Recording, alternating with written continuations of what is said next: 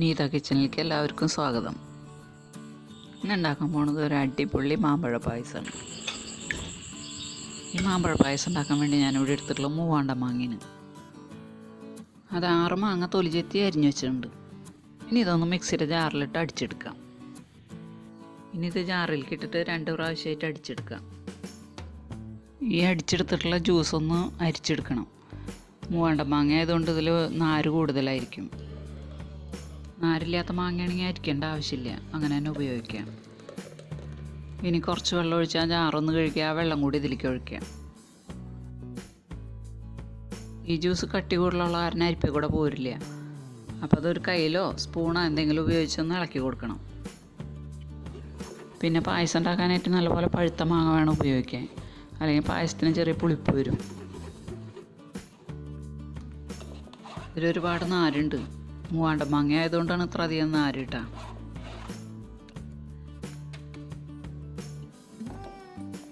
നാരില്ലാത്ത മാങ്ങയാണെങ്കിൽ അരിക്കേണ്ട ആവശ്യമില്ല. ഇനി ഇതിലേക്ക് കുറച്ച് ശർക്കര വേണം. 4 ശർക്കര എടുത്തിട്ടുണ്ട്. അത് കുറച്ച് വെള്ളം ഒഴിച്ച് ഉരുക്കാം.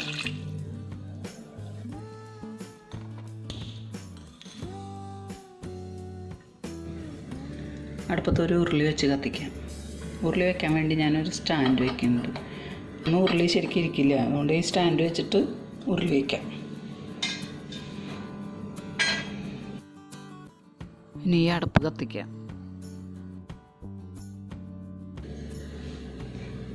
ഇനി അതിലേക്ക് നമ്മൾ നേരത്തെ അടിച്ചു വെച്ചിട്ടുള്ള മാമ്പഴത്തിൻ്റെ ജ്യൂസ് ഒഴിക്കാം.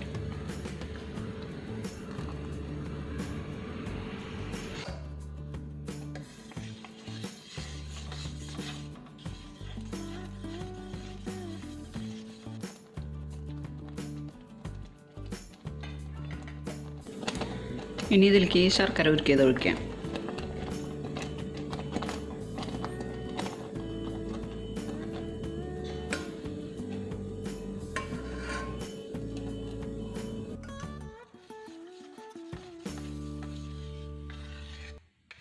ഇനി ഇത് വറ്റണ വരെ നല്ലപോലെ തീ കത്തിച്ച് ഇളക്കിക്കൊണ്ടിരിക്കണം.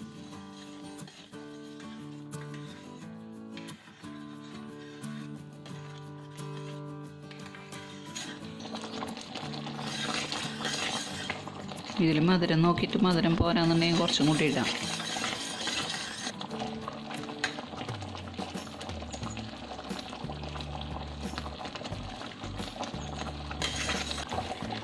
ഇതിൽ മധുരം കുറച്ച് കുറവുണ്ട്, അപ്പം ഞാൻ 1 ശർക്കരയും കൂടി ഇടുന്നുണ്ട്. ഞാൻ മധുരം കുറവ് ഉപയോഗിക്കുന്ന ആളായതുകൊണ്ടാണ് ഞാൻ 1 ഇട്ടത്. നിങ്ങൾക്ക് മധുരം കൂടുതൽ വേണമെന്നുണ്ടെങ്കിൽ 2 3 ഒക്കെ ഇടാം കേട്ടോ. ഏതാണ് നമ്മുടെ പാകം എന്ന് വെച്ചാൽ അതിനനുസരിച്ച് മധുരം ഇടുക. മധുരമൊക്കെ എപ്പോഴും നമ്മളെ ഇഷ്ടത്തിനനുസരിച്ച് വേണം ഇടാനായിട്ട്. ഇത് നല്ലപോലെ വറ്റിച്ചെടുക്കണം. ഈ ശർക്കര കുത്തൊക്കെ പോകണം, അതുവരെ വറ്റണം. ഇത് ഇനിയും വറ്റാനുണ്ട് കേട്ടോ. ഇനി തീ കുറച്ചിടാം. ഇത് തീ കുറച്ചിട്ടിട്ടാണ് വേവിക്കുന്നത്, അപ്പോൾ ഇടയ്ക്കൊക്കെ ഒന്ന് ഇളക്കി കൊടുത്താൽ മതി. എപ്പോഴും അങ്ങനെ ഇളക്കേണ്ട ആവശ്യം വരില്ല. ഇത് ശർക്കര കുത്തൊക്കെ ഒന്ന് പോണ വരെ വേവിക്കണം, ഒന്ന് വരട്ടിയെടുക്കണം. ഇപ്പോൾ ഇത് നല്ലപോലെ ആയിട്ടുണ്ട്. ഇനി ഇതിലേക്ക് നാളികേരപ്പാൽ ഒഴിച്ചു കൊടുക്കാം. ഇതിലേക്ക് നാളികേരപ്പാൽ എടുത്തിട്ടുള്ളത് ഒരു വലിയ നാളികേരത്തിൻ്റെ പാലാണ് എടുത്തിട്ടുള്ളത്.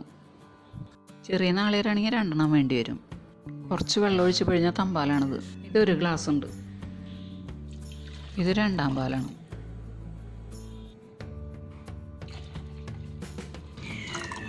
ഇത് 2 ഗ്ലാസ് ഉണ്ട്. ഈ ഗ്ലാസ് കൊണ്ട് 2 ഗ്ലാസ്.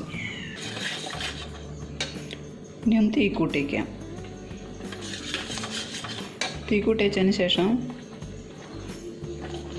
2 പാൽ ഒഴിക്കാം. ഞാൻ 2 പാലും 3 പാലും എല്ലാം കൂടി ഒരുമിച്ചാണ് എടുത്തിട്ടുള്ളൂ. 2 പാൽ കുറേശ്ശായിട്ട് ഒഴിച്ചു കൊടുക്കാം.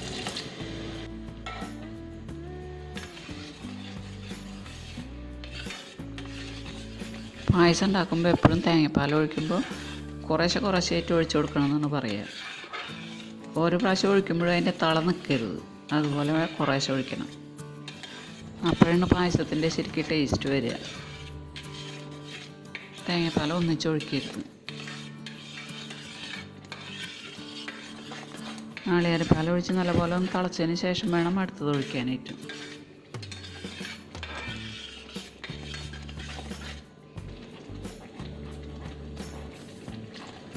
കുറച്ചും കൂടി ഒഴിക്കാം.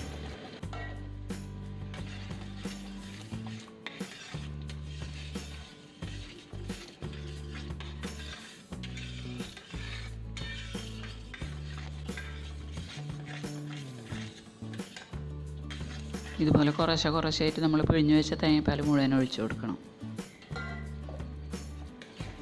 പിന്നെ ഈ ചാനൽ കാണുന്നവർ സബ്സ്ക്രൈബ് ചെയ്യാത്തവരുണ്ടെങ്കിൽ ഒന്ന് സബ്സ്ക്രൈബ് ചെയ്യണം കേട്ടോ.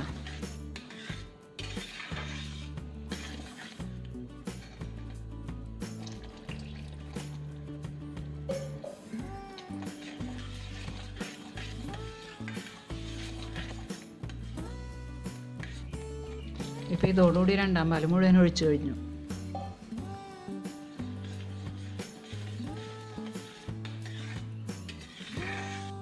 ഇത് ഒന്നാം പാൽ എടുത്ത് വെച്ചിട്ടുള്ളതാണ്.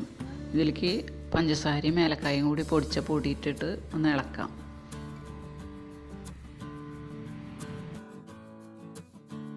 ഇനി ഇത് പായസത്തിലേക്ക് ഒഴിക്കാം.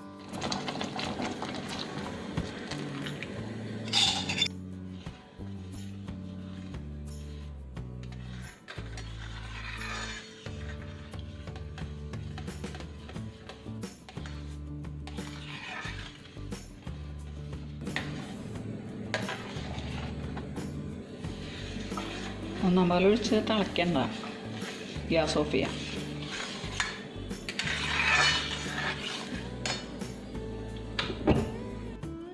ഗ്യാസ് ഓഫ് ചെയ്താലും കുറച്ച് സമയം കൂടി ഇളക്കിക്കൊണ്ടിരിക്കണം, അല്ലെങ്കിൽ ചിലപ്പോൾ പിരിയും.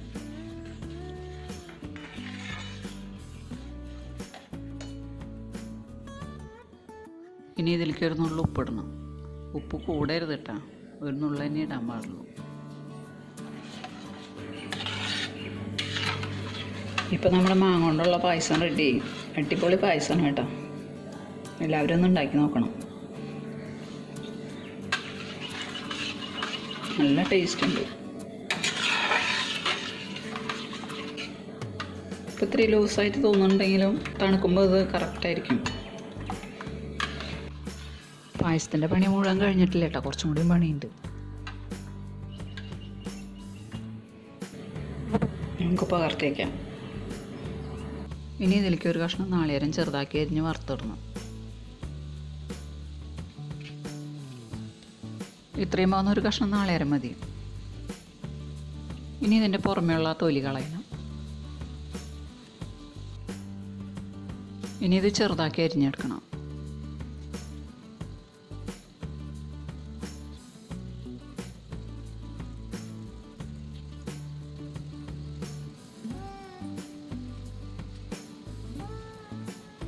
നാളികേരക്കൊത്ത് ഇതുപോലെ ചെറുതാക്കി കനം കുറച്ച് അരിയണം. എല്ലാതും ഏകദേശം ഒരേ വലിപ്പത്തിലായിരിക്കണം അരിയണത്, അല്ലെങ്കിൽ വറക്കുമ്പോൾ പല വേവാവും. ഇനി ഇത് വറക്കാം. വറക്കാൻ വേണ്ടി ഒരു ചെറിയ പാത്രം അടുപ്പത്ത് വെച്ചിട്ടുണ്ട്. അത് ചൂടാവുമ്പോൾ അതിലേക്ക് ഒരു സ്പൂൺ നെയ്യ് ഒഴിച്ച് ഈ നാളികേരക്കൊത്ത് അതിലേക്കിട്ട് വറുത്തെടുക്കാം.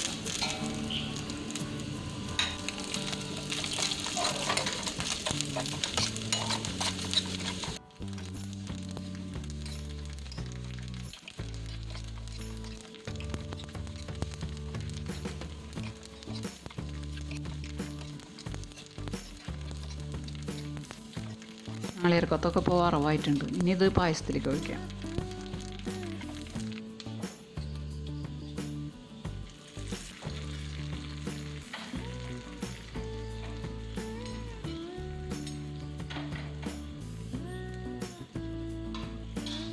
ഇനി നാളികേരക്കൊത്ത് വറുത്ത അതേ പാത്രത്തിൽ തന്നെ അണ്ടിപ്പരിപ്പും വറുത്തെടുക്കാം.